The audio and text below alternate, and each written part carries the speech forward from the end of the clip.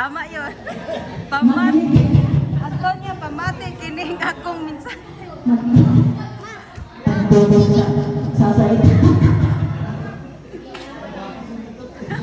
Pamati. Malitaw. Antonio, pamati Message daw. ko sa aking asawa. O, sige, ano yung mensahe mo ta? Thank you sa airport. Ano yan? Nagtitay. Tagalog to para maintindihan ako. So,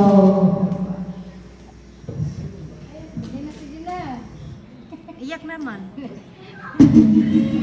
alam ko dadating yung ilang araw at babalik na rin sa Canada. Iwan ako rito. Pero hinihintay pa rin ako.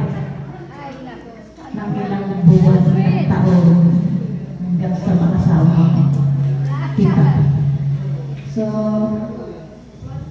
sa lahat, dapat na salamat. Ngayon na tayo.